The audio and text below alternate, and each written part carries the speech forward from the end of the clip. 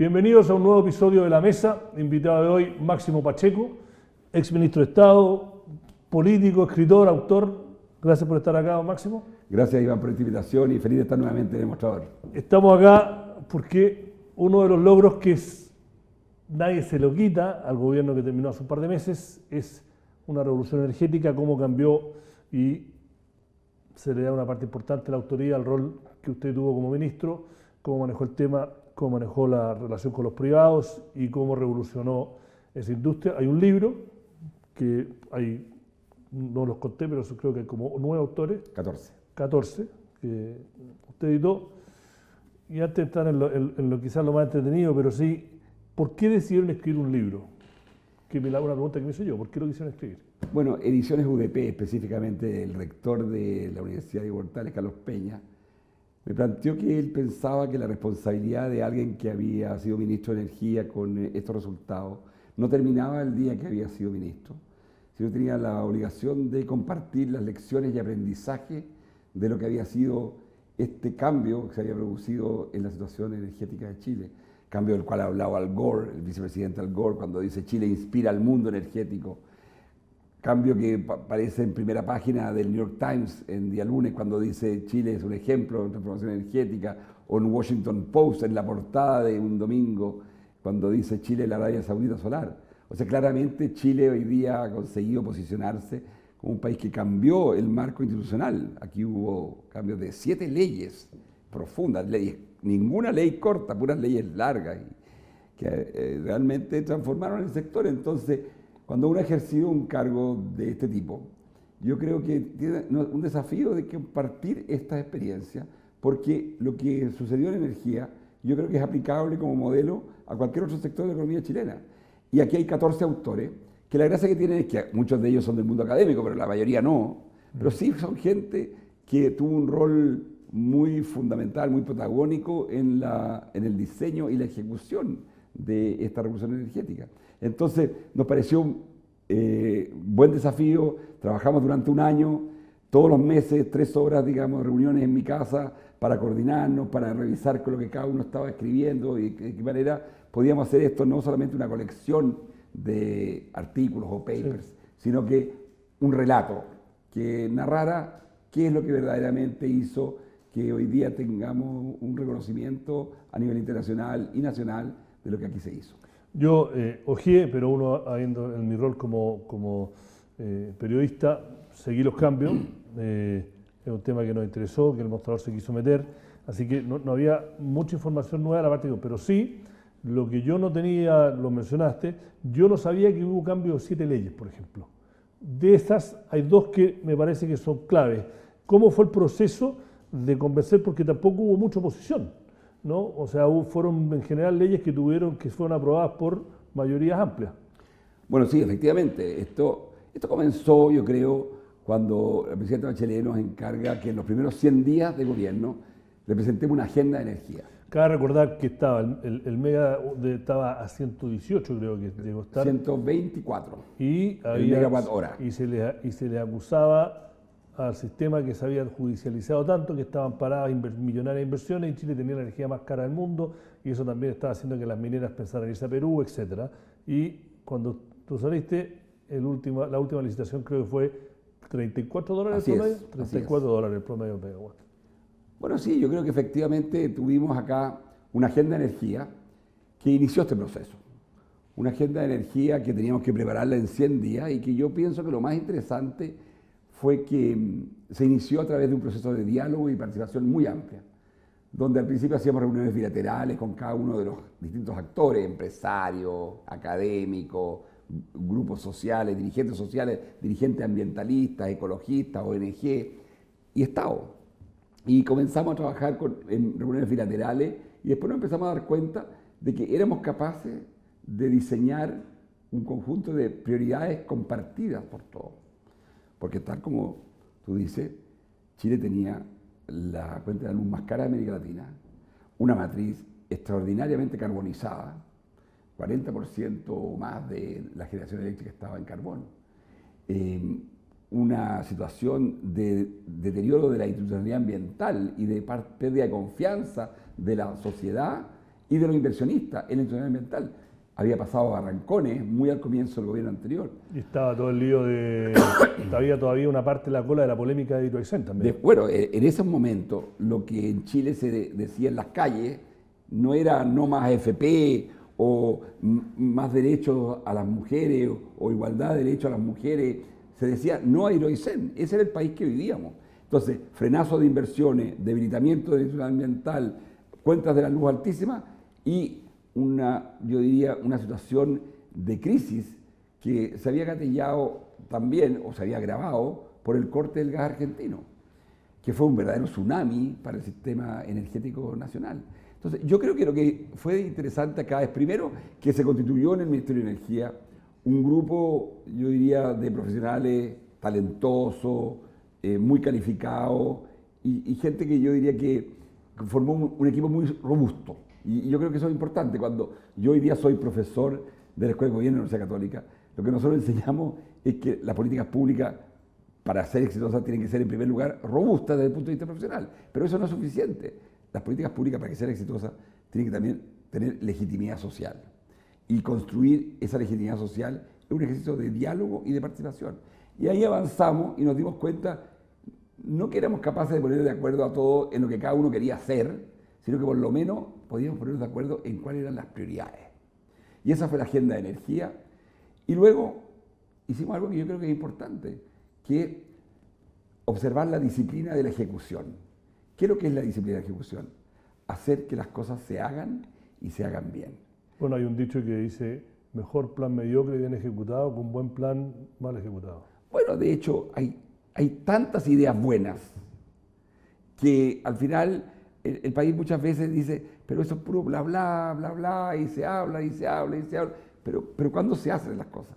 Entonces, yo creo que nosotros tuvimos el mérito de tener un equipo robusto que hizo como condición central el diálogo para construir legitimidad social y finalmente observamos la disciplina de ejecución porque contratamos una empresa de ingeniería para que la agenda de energía, que tenía 120 tareas, la pusiéramos en lo que llamamos una oficina de gestión de proyectos, una PMO, y entonces cada tarea tenía un responsable, un calendario, recursos y el semáforo que marcaba verde, amarillo o rojo y que lo revisábamos mes a mes. Este cambio institucional yo creo que está en la base del éxito. Cambiamos 7 leyes, cambiamos la ley de base de licitación, la ley de transmisión, la ley de equidad tarifaria. Bueno, la ley de transmisión fue, como la gente que entiende más del tema que yo, dicen que fue la más clave. Bueno, porque la verdad es que el sistema nervioso del sistema eléctrico es la transmisión, porque la energía se genera en un lugar distinto donde se usa. Entonces, el gran desafío es cómo hacemos para que la gente que puede generar pueda transmitir, pueda transportar esa energía. Y claro, el drama de este sector, Iván, creo yo, es que es un sector altamente oligopolizado, donde el mercado es imperfecto. Y eso no lo digo yo, esto lo escuchamos al fiscal nacional económico, al fiscal Irarrázaval, decir al final del gobierno anterior, el gobierno, digamos, de Piñera 1, dijo el sector de energía y el sector eléctrico en Chile es un mercado imperfecto. ¿Por qué? Diego Hernández lo dijo que era un cartel. Bueno, es un mercado muy oligopolizado, es un mercado muy concentrado. Son 3 empresas las que generaban el 70% de la energía eléctrica. Entonces, ¿cuál es la clave de esto? ¿Por qué sucedió esto? Sucedió porque el Estado hizo la pega. ¿Qué pega hizo el Estado? Crear competencia en los mercados. Crear competencia en el mercado a través de una ley de base de licitación que generó condiciones para que llegaran nuevos actores con nuevas tecnologías y al final hubiera competencia y cayeran los precios. Entonces, yo creo que esto es muy importante como lección para el país porque nosotros sabemos que vivimos una economía capitalista, una economía de mercado, pero si el Estado no hace la pega de generar condiciones para que haya competencia en los mercados, entonces esos mercados imperfectos gravan a los ciudadanos, a los consumidores, con precios que son desorbitados, con lo que se llama rentas. O sea, al final, la renta es aquella parte de la rentabilidad que excede a lo que es la rentabilidad de mercado. Y eso es muy importante, que los mercados no generen renta. es importante que al final los mercados tengan condiciones de competencia para que la rentabilidad del capital sea una rentabilidad razonable. Esto es la rentabilidad de mercado. La última vez que usted vino acá como ministro, hablamos del tema que fue a las pocas semanas o días de la segunda licitación, la grande de las tres que hubieron. Y yo había hablado con algunos empresarios que habían perdido, uno de ellos ahora el presidente de la SOFOFA, que eran muy escépticos y todavía son escépticos de que esos precios, cuando tengan que no estar, van a ser realistas. Mirando un poco, ya ha pasado un año y medio, un año, cuando desde sí, pues fue en septiembre del 2016. O sea, van a ser un año y medio. ¿Sigue optimista de que esos precios van a ser los que al final, cuando entre en efecto el contrato, van a ser realistas y van a ser los que la gente, las empresas, el Estado tenga que pagar, etcétera? Definitivamente sí, no tengo duda. No tengo duda por lo siguiente, porque aquí este es un sector muy intensivo en capital, probablemente de los más intensivos en capital que existen. Aquí hay intereses comerciales cuantiosos. Esto es lo mismo que nos pasó en su época, no sé, 20, 30 años atrás con la telefonía. Cuando recuerdo que se nos decía que la entrada del teléfono celular era una cosa que era despreciable, tecnología no probada, que además, digamos, podía ser intervenida, que no era seguro usar un teléfono celular porque podía ser, digamos, espiado o intervenido. Y todo eso era porque la telefonía fija se defendió. Yo creo que Chile retrasó innecesariamente la entrada de las renovables, principalmente eólico y solar, por intereses comerciales. Porque lo que se dijo era, esta energía renovable, eólico y solar, es para los países ricos. ¿De acuerdo? Es para Alemania. Alemania puede tenerla porque el Estado alemán subsidia con tremendas y cuantiosas cantidades a esta energía. Después se dijo, esta energía es intermitente, no es segura, porque el sol tiene radiación solo algunas horas del día, en la noche, ¿qué vamos a hacer? Después se dijo que esto era, ¿cierto?, tecnología no probada, intermitente, insegura, pero al final todo esto era para defender un interés comercial, que es lo que hemos visto, porque al final, cuando la presidenta Bachelet asume, ya me toca ser ministro, la energía eólico-solar daba cuenta del 6% de la generación eléctrica. Y cuando la presidenta Bachelet deja el gobierno, 4 años después, era 20% la generación con energía eólica, con fuente eólico-solar. Entonces, esto se hizo porque se cambió el marco institucional que trajo competencia a un mercado que tenía imperfecciones en la competencia. Una pregunta, como digo, hay poca gente que pone en duda que fue una de las partes exitosas del gobierno. Usted escribió cómo trabajaban, el modelo que se aplicó, la oficina, el PMO, etc. Si era tan evidente que funcionó y que no hubo mucha crispación en un momento en que había mucha crispación entre el sector privado y el gobierno, ¿por qué no se aplicó esa misma fórmula para tener éxito en otros proyectos que sí eran más políticos que esto, pero no menos importantes y sin lugar a dudas con necesidad de haber tenido un aspecto técnico sólido? A ver, yo creo que ahí hay dos preguntas. Primero, yo creo que efectivamente el sector de energía requiere mucho respaldo político. Yo no creo que esto sea un cargo que uno pueda ejercerlo como ministro solamente con habilidades tecnocráticas o técnicas, porque los intereses comerciales son de tal magnitud que el conflicto político es inmenso. Yo creo que la gracia fue que conseguimos, a través del diálogo de participación, construir un consenso, porque además teníamos un tremendo respaldo político de la presidenta. Eso hay que decirlo. Yo creo que es muy difícil enfrentar este tipo de transformaciones sectoriales y revoluciones de mercado. Bueno, ¿y por qué no se usó eso para otros sectores? Esa es la segunda pregunta. Yo tengo mis dudas de si cuando uno mira con un poquito de distancia los cambios que han ocurrido en Chile, estos no se han ido ya legitimando. Voy a señalar 2 ejemplos. La gratuidad en la educación. La gratuidad en la educación fue una discusión extraordinariamente apasionada.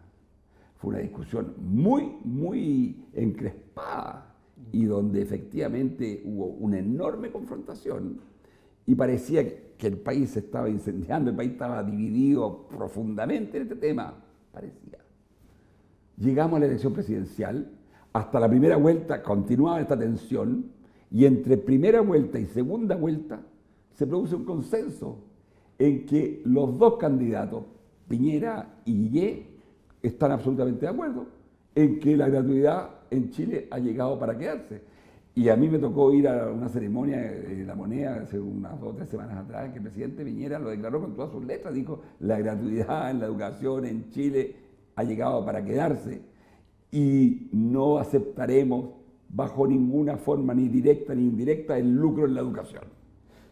Entonces uno dice, chuta, pero durante 4 años esto parecía ser una división y una discusión que no había cómo resolverla. Y hoy día, al parecer, está resuelta. Segundo ejemplo, los derechos de la mujer.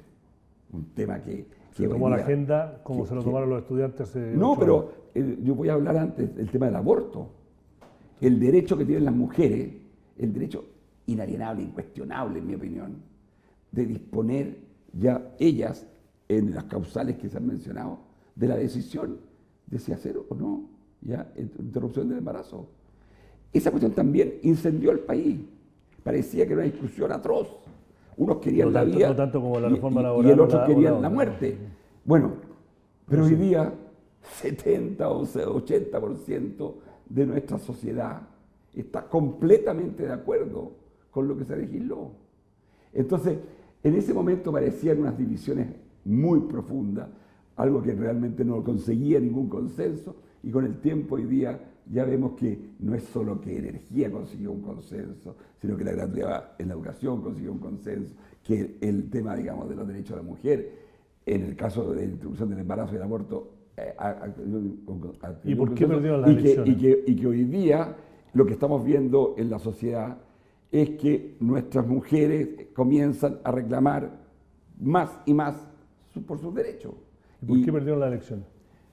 Mire, esa pregunta es una pregunta que yo creo todavía no está... Porque es un súper buen análisis que acaba de decir, porque no es mi programa, pero sí estoy de acuerdo de que se movió la cancha y hay una herencia que no, de ciertos temas que no se vuelve atrás. Y el marco político en el cual se están discutiendo los problemas de Chile cambió, ¿no? Claro. Entonces mi pregunta es si efectivamente por la legitimidad del tema de la educación, legitimidad del tema de los derechos, ¿no? ¿Por qué perdieron la elección?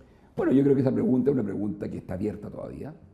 Que se perdieron las elecciones de manera categórica y de una manera muy profunda, porque la diferencia de 10 puntos entre el presidente Piñera y Alejandro Guillé es una diferencia que nadie esperaba. La verdad es que una diferencia rotunda, una derrota profunda.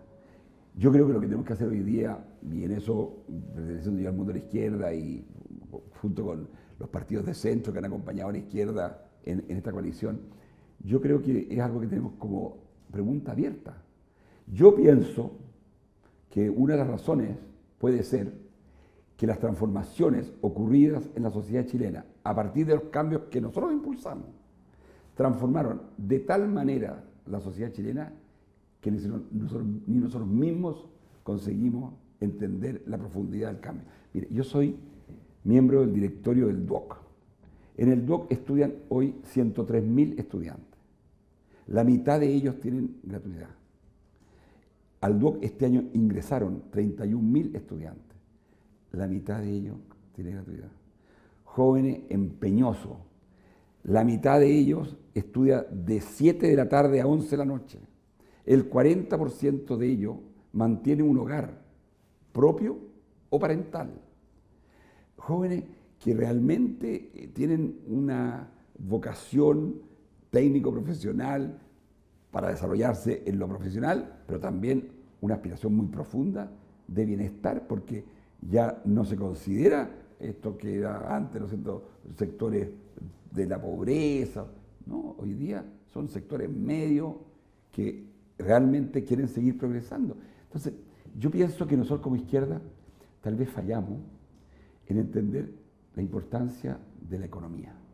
Bueno, algo de eso habló su colega ministro y que son ahora colegas en la Escuela de Gobierno Rodrigo Valdés en el paper que escribió para Harvard. Bueno, eso fue un paper para Harvard. Cuando yo fui convidado al Comité Central del Partido Socialista en enero, después, digamos, de la derrota presidencial, yo hice un discurso en el cual dije, descuidamos la economía. Y descuidamos la economía, y no en el sentido de lo que la gente cree que es la economía. La gente piensa que la economía es la macroeconomía, la tasa de interés, el tipo de cambio, el valor de la bolsa. No, no, no. La economía es cómo la gente llega con su ingreso a fin de mes. Los sueldos en Chile son sueldos muy bajos. Los sueldos en Chile no son de un país OECD. ¿No? Nosotros tenemos un país que tiene sueldos bajos, entonces como tiene sueldos bajos, tiene pensiones bajas, como tiene además, digamos, sueldos bajos, la gente se endeuda y llega a fin de mes con una dificultad enorme porque tiene que financiar también o administrar esta bicicleta de préstamos y anticipos y de distintas formas que tiene la gente para cubrir los gastos que tiene para llegar a fin de mes. Esa es la economía, po. Entonces, nosotros como izquierda, ¿qué necesitamos hacer? Ponerle mucha atención a esos temas. Porque la gran mayoría del país vive de su trabajo. Y por lo tanto, la remuneración al trabajo es un asunto central. Y yo creo que nosotros tenemos que poner más atención al tema de los sueldos, al tema de las pensiones, al tema del endeudamiento, a los temas de cómo la gente vive y la dificultad con que la gente vive la vida diaria. Nuestra gente vive con enorme dificultad. Mira, se está acabando el tiempo y la pregunta perfecta a terminar. Se habla mucho de que este libro y este tipo de conversaciones que estamos teniendo es una previa a ser candidato para el 2020, no, ya 2018-2022. ¿Tiene todavía aspiraciones políticas? Mira, yo tengo definitivamente vocación de servicio público. He participado en la discusión de asuntos públicos hace muchos años.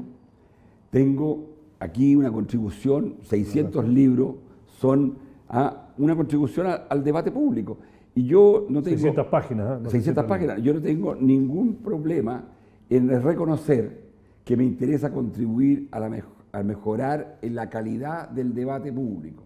La tarea principal que tenemos hoy día como coalición de centro-izquierda es hacer un debate sobre nuestras ideas y hacer un debate sobre las propuestas que tenemos para el país que nosotros mismos transformamos. Y por tanto, después en algún minuto se verá quién puede liderar eso, quién puede ser la persona que mejor represente esas ideas y esas propuestas. Pero hoy la prioridad es tener esas propuestas y tener esa reflexión sobre lo que pasó.